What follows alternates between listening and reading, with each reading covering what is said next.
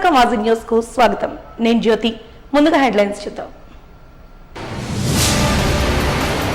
సార్వత్రిక ఎన్నికల్లో ఓటును సద్వినియోగం చేసుకుని ప్రజాస్వామ్య విలువలను కాపాడుకుందాం. స్వీప్ క్లీన్ అవగాహన ర్యాలీలో జిల్లా కలెక్టర్ డాక్టర్ ఏ మల్లికార్జున పిలుపు.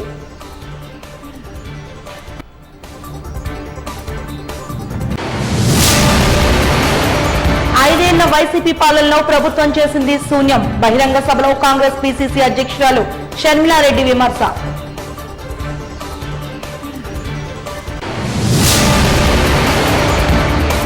ఓటును అమ్ముకుని రాష్ట్ర భవిష్యత్తును అంధకారంలో తోయొద్దు. జై భారత్ రాష్ట్ర ప్రధాన కార్యదర్శి రమణ హితవు.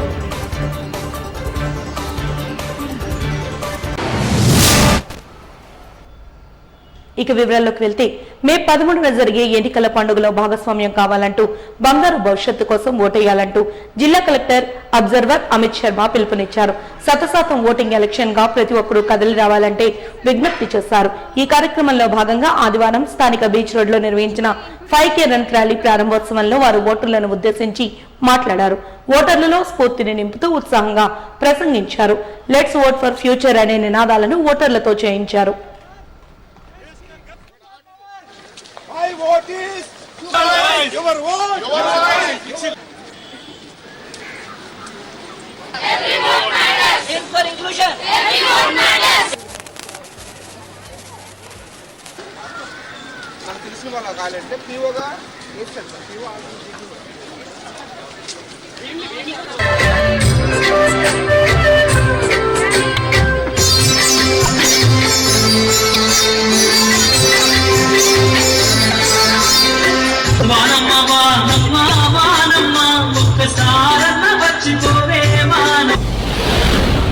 మనకు మే 13, 2024 తేదీన మనకి జనరల్ అసెంబ్లీకి అలాగే పార్లమెంట్కి ఎలక్షన్స్ జరగబోతున్నాయి. మీ అందరికీ తెలుసు. దాన్ని పురస్కరించుకొని మనం స్వీప్ యాక్టివిటీలో భాగంగా ఈరోజు వైజాగ్లో మనం 5K రన్ నిర్వహించడం జరిగింది. సో దీనికి మనకి సుమారుగా 2000 పైచలకు వైజాగ్ సిటిజన్స్ రావడంతో పాటు దీనికి మేజర్గా కాంట్రిబ్యూట్ చేసిన మనకు వైజాగ్ రన్నర్సు అలాగే యంగ్ ఇండియన్స్ తర్వాత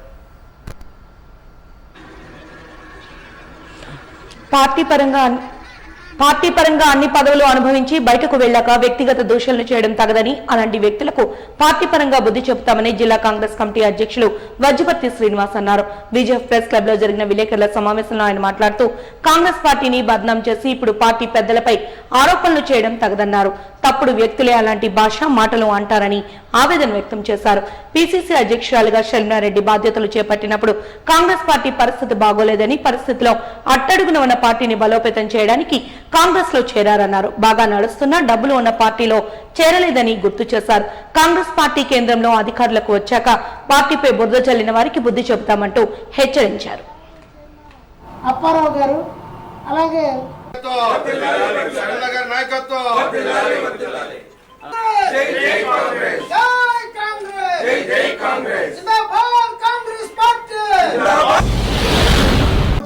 ముప్పై సంవత్సరాలుగా కాంగ్రెస్ పార్టీని అనేక రకాలుగా బద్నాం చేసి అనేక పదవులు అనుభవించి పార్టీని అనేక రకాలుగా వాడుకొని పెద్దలైనటువంటి వారు మాత్రం కాంగ్రెస్ పార్టీని విడిచి వెళ్తున్నారు.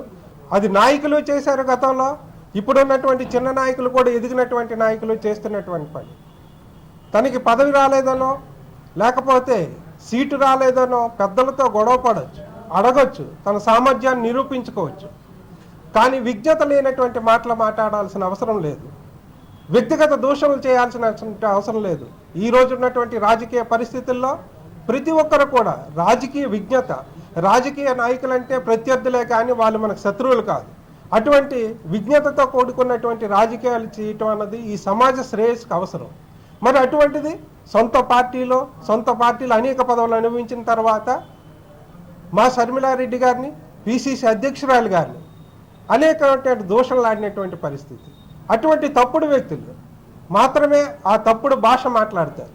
నిజానికి విజ్ఞత కలిగినటువంటి వారు, సమాజం పట్ల బాధ్యత కలిగినటువంటి వారు, పదవి పట్ల బాధ్యత కలిగినటువంటి వారు అలాంటి భాషను ఎవరూ మాట్లాడరు. ఇక షర్మిలారెడ్డి గారి కోసం వస్తే ఈ రాష్ట్ర పిసిసి అధ్యక్షురాలు అయ్యారు. ఏదో అధికారంలో ఉన్న పార్టీలో అవ్వలేదు, ఏదో రాజకీయ డబ్బున్న పార్టీలో అధ్యక్షురాలు కాలేదు.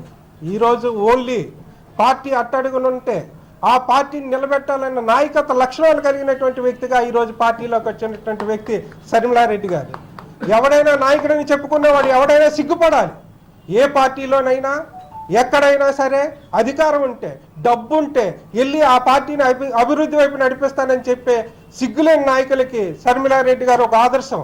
ఎందుచేతనంటే ఏ పార్టీనైనా కింద స్థాయి నుంచి పైకి తీసుకురాగలిగిన శక్తి సామర్థ్యం ఉన్నటువంటి నాయకత్వం కలిగినటువంటి వాళ్ళే నాయకులు అవుతారు తప్ప అధికారం డబ్బున్న పదవులున్న పార్టీల్లోకి వెళ్ళేవాడు ఎవడు నాయకుడు కాదని ఈ సందర్భంగా తెలియదు. మీకు పార్టీ ఇష్టం లేదంటే కామ్గా ఉండండి, లేదా వేరే పార్టీలకు పొండి, అంతేగాని ఈ పార్టీని మాత్రం బద్నాం చేయొద్దు.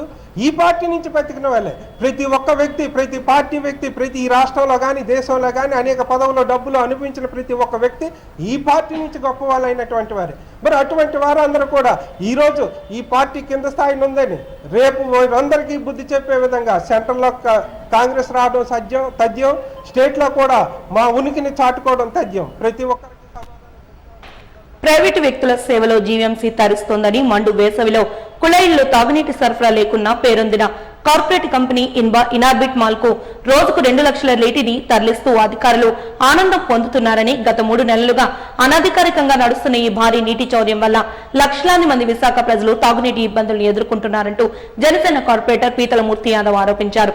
ఈ మేరకు రామ్నగర్ పార్టీ కార్యాలయంలో ఏర్పాటు చేసిన విలేకరుల సమావేశంలో ఆయన మాట్లాడుతూ, సామాన్య ప్రజలు ఒక ట్యాంకర్ నీరు కావాలని వెళ్తే 200 రూపాయలు వసూలు చేసి జీవీఎంసీ నీటి సరఫరా అధికారులు కైలాసపురంలో నిర్మాణంలో ఉన్న ఇనార్బిట్ మాల్ కు మాత్రం భారీ ఎత్తున నీటిని ఇచ్చేస్తుండడం వెనుక భారీ కథే నడుస్తోందని ఆరోపించారు. నగరంలోని టీడీపీ కార్యాలయంలో భైరెడ్డి పోతన్ రెడ్డితో కలిసి ఆయన విలేకరుల సమావేశంలో సంబంధిత ఆరోపణలు చేశారు.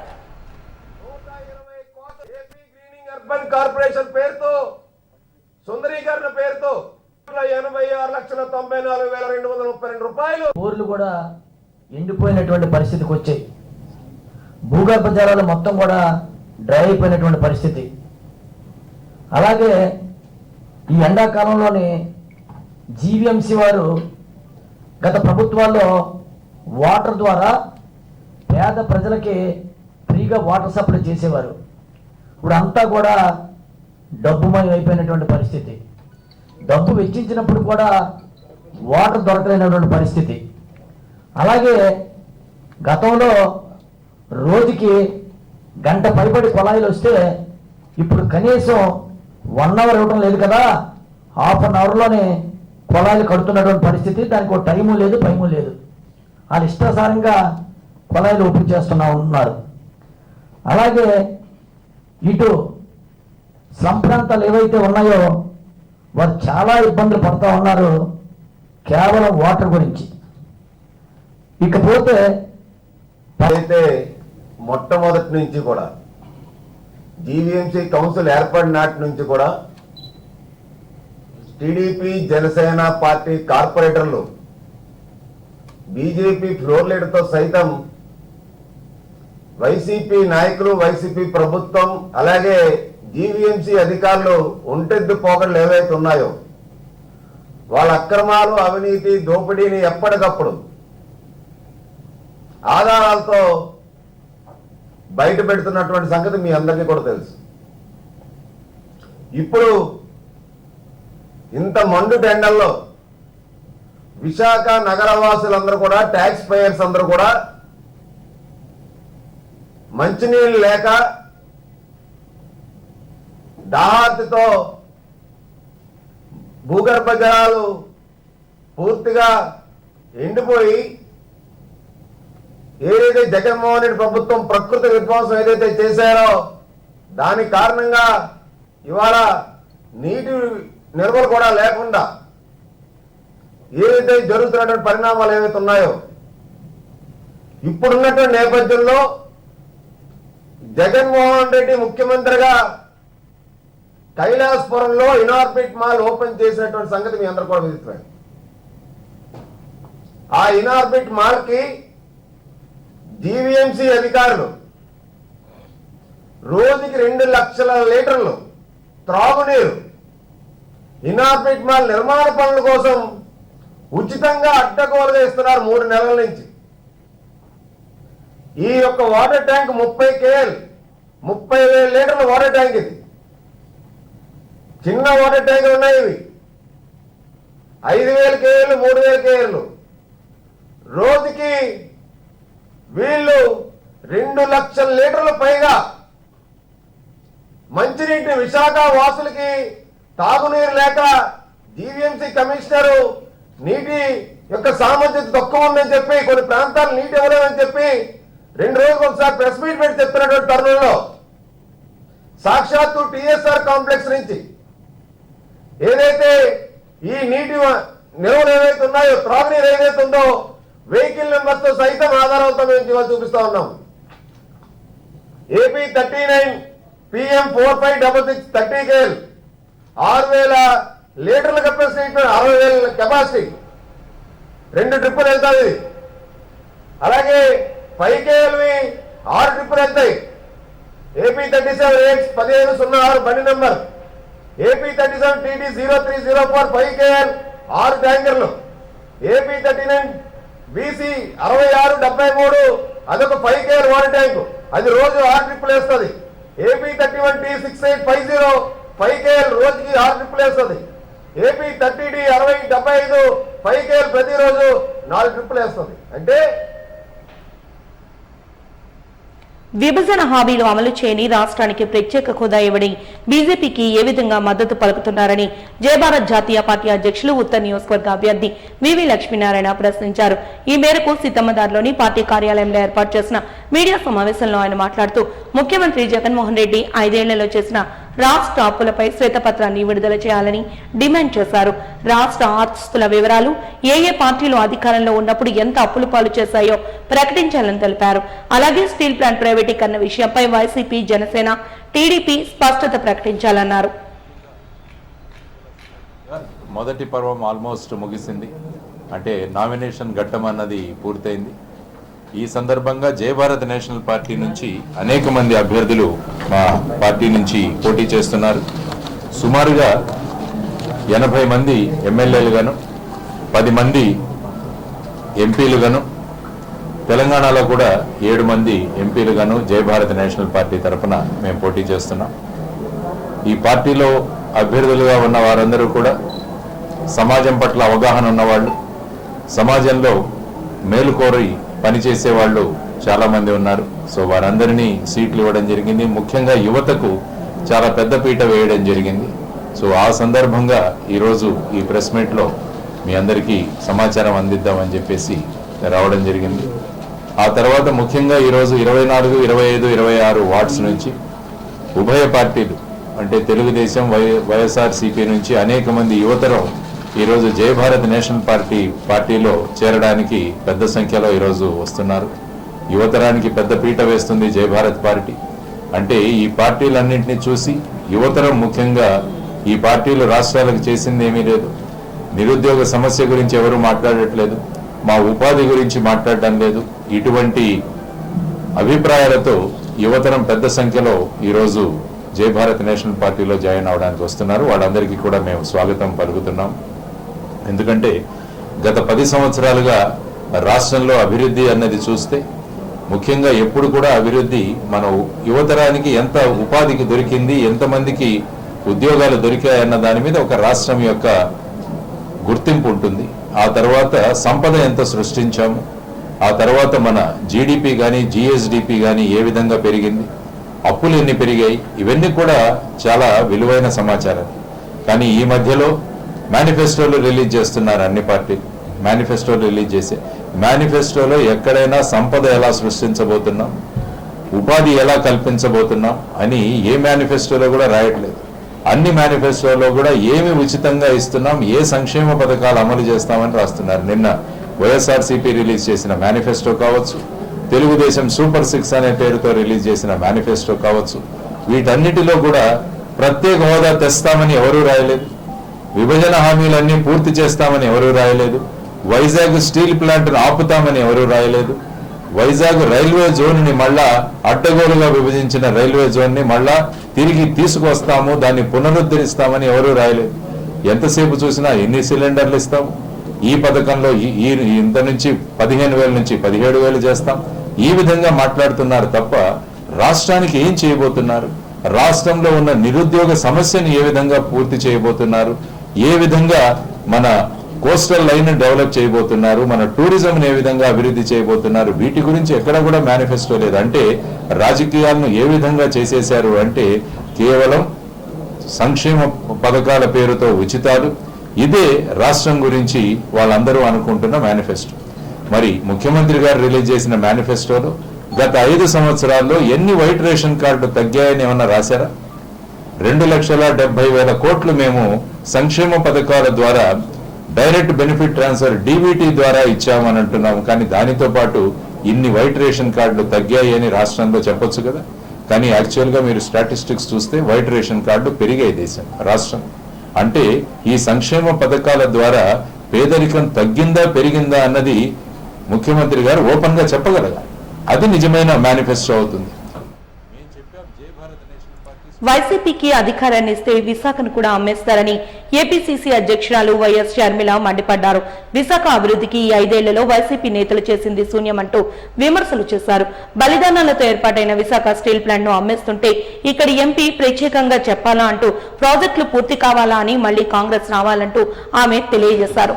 అక్కైపాలెంలో న్యాయయాత్ర పేరిట మహారాణి పార్లర్ కూడల్లో షర్మిల ఆదివారం నిర్వహించిన బహిరంగ సభలో ప్రచార రథంపై నుంచి మాట్లాడారు. ఇంతకు ముందు ఓట్లేసిన వారు ఇప్పటి వరకు ఏం చేశారో ఓసారి గుర్తు చేసుకోవాలంటూ ప్రజలను అడిగారు. దివంగత వైఎస్ 30 ఏళ్ల భవిష్యత్తును దృష్టిలో పెట్టుకుని గంగవరం పోర్టును ఏర్పాటు చేస్తే వైసీపీ హయాంలో కేవలం 6,000 కోట్లకే దానిని అమ్మేశారంటూ మండిపడ్డారు.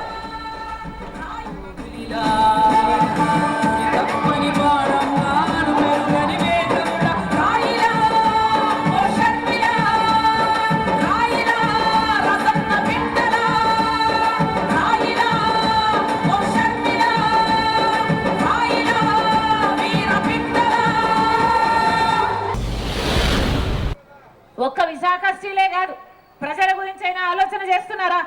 బిడ్డలకు ఉద్యోగాలు వస్తున్నాయా? ఏం చెప్పాడు జగన్మోహన్ రెడ్డి గారు? ప్రతి సంక్రాంతి వచ్చినప్పుడల్లా జాబ్ క్యాలెండర్ వస్తుంది అన్నారే, వచ్చిందా? జగన్మోహన్ రెడ్డి గారు ముఖ్యమంత్రి అయి 5 సంవత్సరాలు అయితే 5 సంక్రాంతులు వచ్చాయి పోయాయి. ఎన్ని జాబ్ క్యాలెండర్లు వచ్చాయమ్మా? ఏమా ఇంతమంది బిడ్డలు ఉన్నారు ఇక్కడ, ఎన్ని వచ్చాయి? ఒకటైనా వచ్చిందా? గుండు సున్నా, ఏమీ రాలేదు. మరి బిడ్డలకు ఉద్యోగాలు రావు. ఇంకో పక్క స్పెషల్ స్టేటస్ కోసం ఎవడూ కొట్లాడు. ఓ పక్క చంద్రబాబు గారు ముఖ్యమంత్రిగా ఉండి స్పెషల్ స్టేటస్ కోసం కొట్లాడలేదు. జగన్మోహన్ రెడ్డి గారు 5 సంవత్సరాలు ముఖ్యమంత్రిగా ఉండి ఈయన కొట్లాడలేదు. మన స్పెషల్ స్టేటస్ కాస్త బీజేపీ పార్టీకి తాకట్టు పెట్టారు.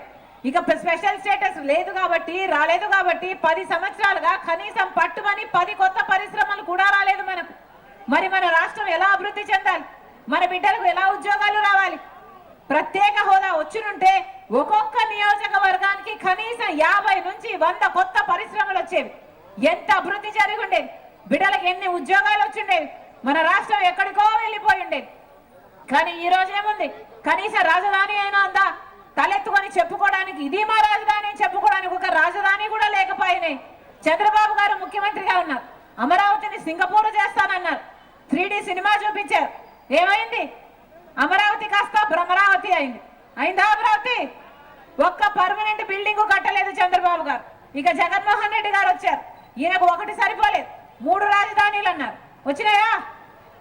3 వచ్చినాయన్నా? కనీసం ఒకటి కూడా లేకపోయి అందరికీ అన్ని ఉన్నాయే. బెంగళూరు ఉంది, హైదరాబాద్ ఉన్నాయి, చెన్నై ఉంది. మనకేముందన్నా? మనకేముంది? చేతిలో చిప్పు ఉంది, నెత్తి మీద కుచ్చు టోపీ ఉంది. ఒకసారి ఆలోచన చేయాల్సిన అవసరం ఉంది. ఓట్లు వచ్చే సమయం వచ్చింది, ఓట్లు వేసే సమయం వచ్చింది కాబట్టి ఆలోచన చేయండి అని అంటున్నాం. మీ బిడ్డల భవిష్యత్తు ముఖ్యం, మన ఆంధ్ర రాష్ట్ర భవిష్యత్తు ముఖ్యం. మళ్ళీ చెప్తున్నాం, జగన్మోహన్ రెడ్డి గారు ముఖ్యమంత్రిగా 5 సంవత్సరాలు ఉండి నిన్న మేనిఫెస్టో రిలీజ్ చేశారు. అయ్యా జగన్మోహన్ రెడ్డి గారు, పోయిన మేనిఫెస్టోలో మీరు ఇచ్చిన వాగ్దానాల కథ ఏమిటి అని అడుగుతున్నాం. రైతులకు 3,000 కోట్ల రూపాయలతో ధర స్థిరీకరణ నిధి కోసం ప్రతి సంవత్సరం పక్కన పెడతానన్నారు. ఏ సంవత్సరము పెట్టలేదు. రైతుల కోసం 4,000 కోట్లతో ప్రతి సంవత్సరము పంట నష్టపోతే పక్కన పెడతామన్నారు. ఏ సంవత్సరము పెట్టలేదు. పూర్తి మద్యపాన నిషేధం చేస్తాను, చేయకపోతే ఓట్లాడగను అన్నాడు. ఏమైంది? మేనిఫెస్టోలో మీరు పెట్టిన మాటలన్నీ ఏమైనాయి? అవన్నీ తుంగలో తొక్కి గాలిలో కలిపేసి ఫ్యాన్ గాలికి మొత్తం అన్ని కొట్టుకోపోతే ఈ రోజు మళ్ళీ కొత్త మేనిఫెస్టో పెడుతున్నాడు జగన్మోహన్ రెడ్డి గారు. మీ పాత మేనిఫెస్టోకు విలువ లేకపోతే సరైన మార్గదర్శకం, ప్రణాళికాబద్ధమైన ఆలోచనల ద్వారా విద్య, వైద్యం, అభివృద్ధిని ఆయా ప్రజలకు అందించేందుకు అవకాశం కలుగుతుందని government of India deputy register company Sai Shankar Landa పేర్కొన్నారు. రోటరీ ఇంటర్నేషనల్ విశాఖపట్నం ఆధ్వర్యంలో Rotary district governor RGN Raavuri Subbarao నేతృత్వంలో సామాజికం పేరిట సిఎస్ఆర్ సదస్సు 2024 ను నగరంలోని ఓ హోటల్లో నిర్వహించారు. ఈ కార్యక్రమానికి ఆయన ముఖ్య అతిథిగా హాజరై జ్యోతి ప్రజ్వలన గావించారు. ముఖ్యమైన అభివృద్ధి పదంలో కొనసాగే ఉన్నతమైన సంస్థలు తమ సోషల్ రెస్పాన్సిబిలిటీలో భాగంగా 2% సేవా కార్యక్రమాలు చేయాల్సి ఉంటుందన్నారు. రోటరీ క్లబ్ ద్వారా నిజమైన అవసరమైన వారికి నేరుగా సేవను అందించే అవకాశం కలుగుతుందన్నారు. ఏజెన్సీ ప్రాంతాల్లో మంచి సేవలు అందించేందుకు అవకాశం ఉందన్నారు. ప్రత్యేక అతిథులుగా గడ్డెన్ ఆర్మేషనల్లి, PDG Shyamamma, Sanjay Parmar, Rotary district governor Subbarao Raavuri మాట్లాడుతూ మంచి సేవా కార్యక్రమాలను సరైన పద్ధతిలో అందజేయడం ద్వారా ఆయా ప్రాంతాల్లో ఉన్న ప్రజలు విద్య, వైద్యం, అక్షరాస్యత, మనోధైర్యం పొందేందుకు అవకాశం ఉంటుందని తెలిపారు.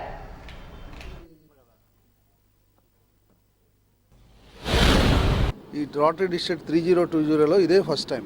అంటే దీని ముఖ్య ఉద్దేశం ఏమిటి అంటే కార్పొరేట్స్ అందరినీ అనుసంధానం చేస్తూ వాళ్ళకి రోటరీ ద్వారా మీరు మంచి కార్యక్రమాలు ఎంతో చక్కగా ఎక్కువగా శ్రమ పడకుండా వాళ్ళ ప్రోగ్రామ్స్ని చేయడానికి మాలాంటి సంస్థలు ఉన్నాయి అన్నది పరిచయ కార్యక్రమమే ఇది.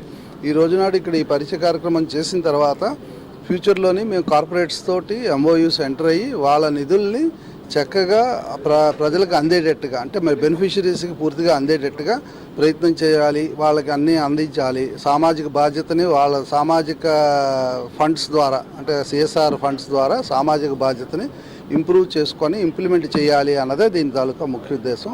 ఇప్పుడు ఈ మధ్యకాలంలో 2016 నుంచి వచ్చిన యాక్ట్ ప్రకారం కార్పొరేట్స్ 2% ఏదైతే వాళ్ళు స్పెండ్ చేయాలో కార్పొరేట్ సోషల్ రెస్పాన్సిబిలిటీ మీద, ఆ అమౌంట్లు వారు రోటరీతో అనుబంధం అయితే ఆ అమౌంట్స్ వాళ్ళు ఏదైతే స్పెండ్ చేయాలో కార్పొరేట్స్ అవి రోటరీ ద్వారా మేము ఇంకొంచెం జాగ్రత్తగా, ఇంకొంచెం మంచిగా మేము కమ్యూనిటీ నీడ్స్ తెలిసిన వాళ్ళంగా ఏ అవసరాలను గుర్తించామో అవసరాలకి అనుగుణంగా మేము ఖర్చు పెడతాము. దానికి రోటరీ ఫౌండేషన్ ఇండియా వాళ్ళు, ఇక్కడ మాతో పాటు Sanjay Palmer Rotary Foundation India head ఉన్నారు, వారు అక్కడ రోటరీ ఫౌండేషన్ ఇండియా యొక్క విధి విధానాలు మేము ఎలా స్పెండ్ చేస్తాము దానికి సంబంధించిన మార్గదర్శకాలన్నీ కూడా మాకు ఇక్కడ కార్పొరేట్స్ అందరికీ వివరించడానికి ఈరోజు ఈ కాన్ఫరెన్స్ నిర్వహించుతున్నాము. కార్పొరేట్ సోషల్ రెస్పాన్సిబిలిటీ అనేది government of India 2014 companies act ద్వారా ఆల్ కార్పొరేట్స్ వాళ్ళ యొక్క సామాజిక బాధ్యతగా సొసైటీ నుంచి వాళ్ళు గెయిన్ చేస్తున్నది తిరిగి something give back to society అనే కాన్సెప్ట్తో తీసుకొచ్చిన ఇంప్లిమెంట్ చేస్తున్నటువంటి సెక్షన్ ఇది. సో ఇందులో కార్పొరేట్స్ ఏవైతే 5 crores net profit preceding financial ఇయర్లో 5 crores నెట్ ప్రాఫిట్ కానీ 500 crores నెట్వర్త్ కానీ 1000 crores టర్న్ ఓవర్గా ఉన్న కంపెనీలన్నీ కూడా కార్పొరేట్ సోషల్ రెస్పాన్సిబిలిటీ కింద ఎలిజిబుల్ అవుతాయి. So they have to spend at least minimum 2% of their net profits. ఈ కార్పొరేట్ సోషల్ రెస్పాన్సిబిలిటీ కింద చేయాల్సిన ఈ వర్క్స్లు అన్నీ కూడా షెడ్యూల్ 7 కింద ఏదైతే eradication of poverty, hunger, education, literacy and preventive health care and sustainable environment, gender, promoting gender equality, all these things they can do the activities under corporate social responsibility.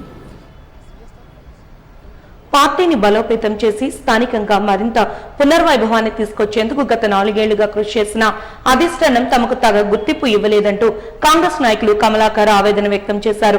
ఈ మేరకు అసంతృప్తితో తాను పార్టీని వీడుతున్నట్లు రాజీనామా చేసినట్లు ప్రకటించారు. రాజీనామా నేపథ్యంలో నగరంలోని సీతమ్మధార ప్రాంతంలో నిర్వహించిన విలేకరుల సమావేశంలో ఆయన మాట్లాడుతూ ఎన్నికల్లో ఎంపీ, ఎమ్మెల్యే అభ్యర్థుల సీట్ల కేటాయింపుల్లో తమకు అన్యాయం జరిగిందని వాపోయారు.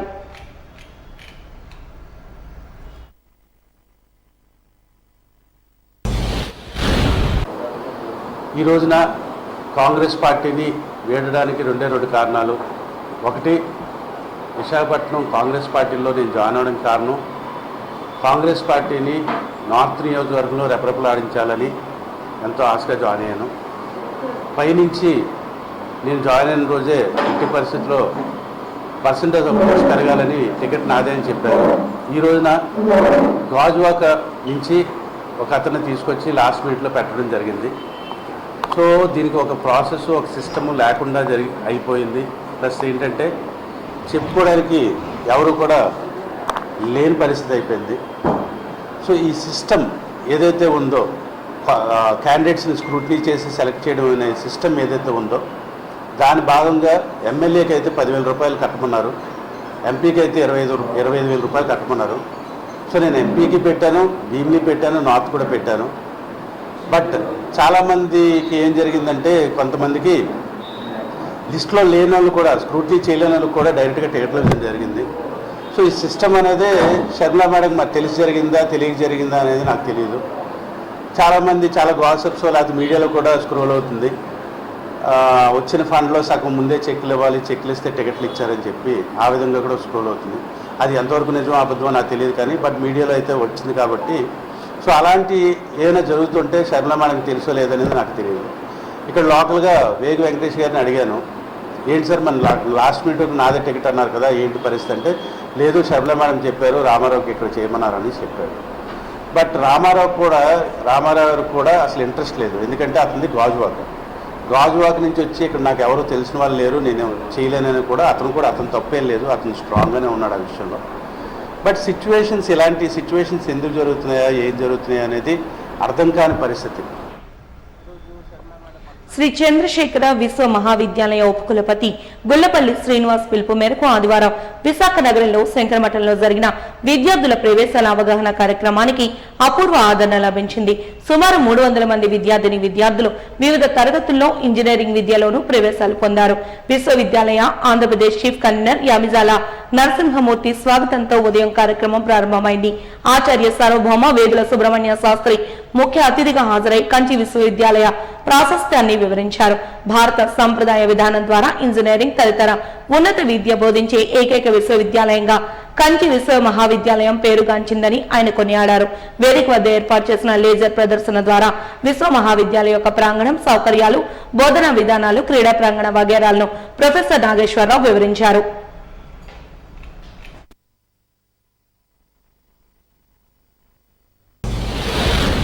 అని మొన్న ఒక పేరెంట్ మాట్లాడుతున్నారు, ఆర్య 2,935 మంది స్టూడెంట్స్లో 3 నెలల తర్వాత ఎన్ని ప్లేస్మెంట్స్ నిలబడ్డాయో అడిగారా అని అడిగాను.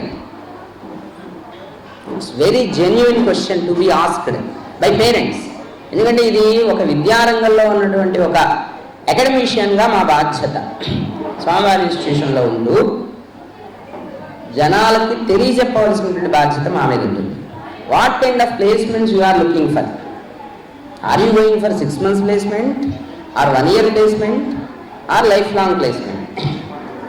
So what is the meaning of place అనేది ఫస్ట్ జెన్యున్ క్వశ్చన్ తల్లిదండ్రులు వేసుకోవాలి.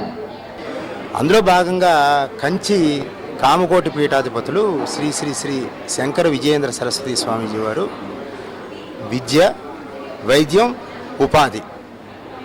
మరి విద్యకు వచ్చేసరికి మనం చాలా విషయాలు చెప్పుకున్నాం. చాలా పాఠశాలలు మన తిరుపతిలో, విజయవాడలో, అలాగే తమిళనాడులో అనేక పాఠశాలలు, హైదరాబాద్లో, మహబూబ్ నగర్లో అన్ని చోట్ల పాఠశాలలు ఏర్పాటు చేశారు. దాంతోపాటు యూనివర్సిటీ కూడా ఏర్పాటు చేశారు. ఇక వైద్యం గురించి చెప్పుకుంటే అద్భుతమైన హాస్పిటల్స్ కంచిలో ఏర్పాటు చేశారు. స్వామీజీ వారు ఇదంతా కూడా ప్రజలకి గొప్ప సేవలు అందిస్తున్నారు.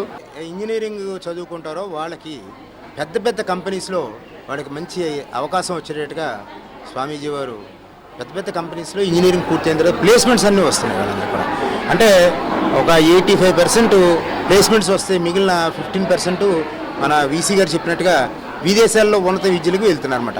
ఇది మీరు భారతదేశంలో ఏ ఇంజనీరింగ్ కాలేజీలో కానీ ఏ ఇంజనీరింగ్ యూనివర్సిటీలో కానీ ఇంత తక్కువ ఫీజులతో చదువు చెప్పించడం అన్నది మీరు ఎక్కడా వినరు. ఇది కుల మతాలకి అతీతంగా ఇందులో పిల్లలందరూ జాయిన్ అవ్వచ్చు.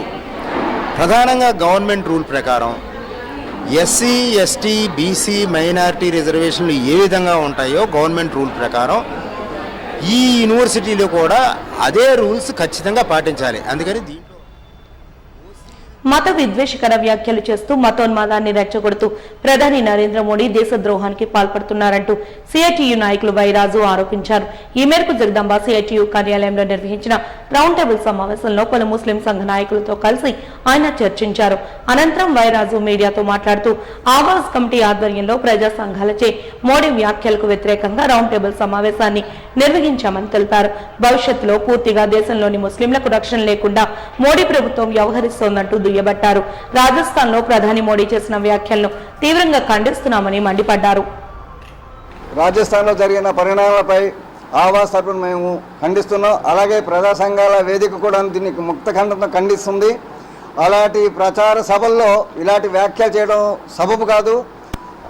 అందులో ప్రధానమంత్రి అయి ఉండి కూడాను అని చేయడం సబబు కాదు. అలాగే ఆయన ఫెయిర్ అండ్ ఫ్రీ ఎలక్షన్స్ అంటున్నారు, కానీ ఫెయిర్ అండ్ ఫ్రీ చెప్తూ కూడాను మత విద్వేషాలు కుల చిచ్చులు పెడుతూ ఆయన ఏదో పబ్బం గడుపుకోవాలని ప్రయత్నిస్తున్నారు. కానీ అది అనివార్యం, అది జరగని పని. ప్రజాస్వామ్యాన్ని రక్షించుకోవడానికి ఎన్నికల్లో ధన ప్రవాహాన్ని నిరోధించాలని జై భారత్ రాష్ట్ర ప్రధాన కార్యదర్శి యోగి రమణ పిలుపునిచ్చారు. ధనస్వామ్యాన్ని బద్దలు కొట్టండి, ప్రజాస్వామ్యాన్ని నిలబెట్టండి పేరుతో డాబా గార్డెన్స్ ప్రెస్ క్లబ్ లో విలేకరుల సమావేశాన్ని నిర్వహించారు. అనంతరం సంబంధిత పోస్టర్లను విడుదల చేశారు. ఈ సందర్భంగా రమణ మీడియాతో మాట్లాడుతూ ఎన్నికలు ప్రజాస్వామ్యబద్ధంగా రాష్ట్ర అభివృద్ధి సంక్షేమం సరైన దిశగా నడిపించే నాయకులను పార్టీలను ఎన్నుకోవడం కోసమని తెలిపారు. పూట గడిచే డబ్బులకు మాట వేసే తైలాలకు లొంగిపోకుండా నిజాయితీగా నిబద్ధతతో సరైన నాయకులను ఎన్నుకోవాలంటూ పిలుపునిచ్చారు. లేని పక్షంలో బతుకుతున్న జీవోత్సవాలుగా మారుతామంటూ హెచ్చరించారు.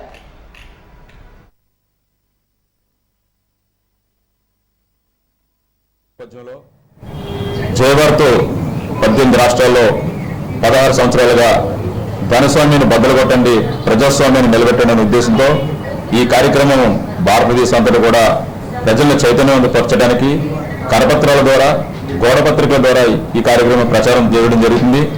ముఖ్యంగా ఈరోజు భారతదేశానికి మహనీయులు ఏదైతే రక్తం చిందించి స్వతంత్రాన్ని అందించారో అలాంటి స్వతంత్రం ఈరోజు మనం కోల్పోతున్నాం. ప్రజాస్వామ్యం అంతా కూడా ధనస్వామ్యం గుప్పట్లో ఉంది. దీన్ని ఉద్దేశించి మనుషులందరూ కూడా అర్థం చేసుకొని 5 సంవత్సరాల భవిష్యత్తుని మనం ధనస్వామ్యానికి అమ్ముకోవద్దు. అందు గురించి మనం నోటుని కానీ మద్యానికి కానీ డబ్బుకి కానీ ఓటుని అమ్ముకోవద్దనే ఉద్దేశంతో మనం ఈ కార్యక్రమం చేపట్టడం జరుగుతుంది. ప్రతి మనిషి ఒక ఏదైతే సంక్షేమం, సామరస్యం, నిబద్ధత, అర్హత గల వ్యక్తుల్ని యోచించి ఓటైన ఉద్దేశం ఈ కార్యక్రమం చేపట్టడం జరిగింది. అందు గురించి ప్రింట్ మీడియా, ఎలక్ట్రానిక్ మీడియా కూడా అందరూ కూడా ఈ కార్యక్రమాన్ని ప్రజల్లోకి తీసుకెళ్లి చైతన్యపరచాలని కోరుకుంటూ వాజీ న్యూస్ ముగించే ముందు హెడ్లైన్స్ మరొకసారి చూద్దాం. సార్వత్రిక ఎన్నికల్లో ఓటును సద్వినియోగం చేసుకుని ప్రజాస్వామ్య విలువలను కాపాడదాం. స్వీప్ క్లీన్ అవగాహన ర్యాలీలో జిల్లా కలెక్టర్ డాక్టర్ ఎం మల్లికార్జున పిలుపు.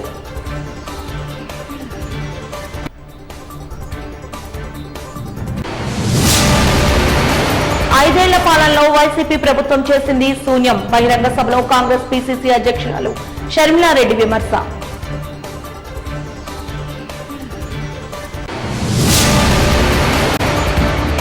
ఓటును అమ్ముకుని రాష్ట్ర భవిష్యత్తును అంధకారంలో తోయొద్దు. జై భారత్ రాష్ట్ర ప్రధాన కార్యదర్శి రమణ పిలుపు.